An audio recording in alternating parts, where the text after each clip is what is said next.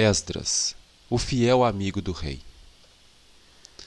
Cerca de 70 anos depois que os primeiros exilados retornaram para Jerusalém, Artaxerxes Longímano ocupou o trono da Média-Pérsia. Foi nessa época que Esdras e Neemias viveram e trabalharam em seu reinado.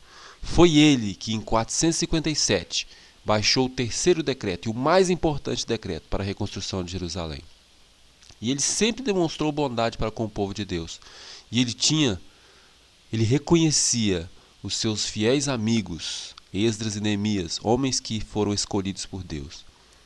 Esdras tinha sido educado para ser sacerdote e estava também familiarizado com os escritos dos sábios do reino Medo-Pérsia, mas ele não estava satisfeito com a sua condição espiritual.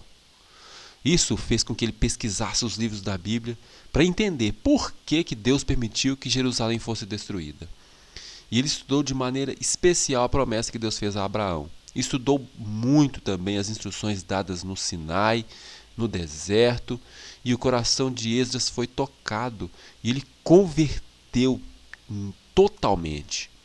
E à medida que ele aprendia a entregar a mente e a vontade ao controle de Deus, a santificação passou a fazer parte da sua vida. E em seus últimos anos ajudou a modelar o caráter de todos que se relacionavam com ele. Por que Esdras era influente? Era por causa disso. Porque ele deixou que a santificação fizesse parte da sua vida e que Deus modelasse o seu caráter. E isso passou a influenciar as pessoas ao redor e modelar o caráter delas. Onde ele estivesse, na corte, na Média-Pérsia ou em Jerusalém, ele influenciava as pessoas ao redor, ensinava as verdades que ele aprendeu. Ele não era influenciado pelas pessoas, ele influenciava para Deus. Ele foi uma testemunha de Deus para tornar a vida diária mais nobre. Ele era tão influente para as pessoas ao redor que até Artaxerxes ficou influenciado. Ele se sentiu impressionado pela confiança que Esdras tinha em Deus. E o rei confiava tanto em Esdras que não só atendeu o pedido dele sobre seu desejo de voltar para Jerusalém, que ele também fez doações valiosas para o templo e colocou Esdras em grande autoridade para cumprir os propósitos que ele tinha. Nesse decreto, a direção de Deus ficou evidente e alguns perceberam isso e com alegria decidiram que iriam voltar, iriam retornar para Jerusalém. E eles marcaram o local, juntaram-se ali para sair. Mas, cadê os filhos de Levi? Eles não estavam ali. Uma estranha indiferença dos levitas mostrou como estavam acostumados com a Babilônia, não queriam voltar. Mas aí entra a influência de Esdras. Se não fosse Esdras, talvez não teria conseguido fazer com que os levitas se unissem ao grupo.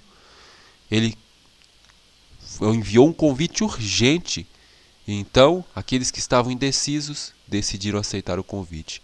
40 sacerdotes, 220 ministros e outros auxiliares. Então, eles decidiram confiar totalmente em Deus. Não pediram a proteção militar para não surgir na mente dos seus amigos pagãos qualquer dúvida quanto eles estarem dependentes realmente apenas de Deus e não de nenhum poder humano. E assim eles fizeram a viagem. Mas isso não excluía a necessidade de agir com prudência, precaução e ter um cuidadoso planejamento. Foi o que eles fizeram. A viagem então durou cerca de 4 meses. E Deus impediu que os inimigos fizessem qualquer mal a eles. Chegaram a Jerusalém no primeiro dia do 5º mês do 7º ano de Artaxerxes.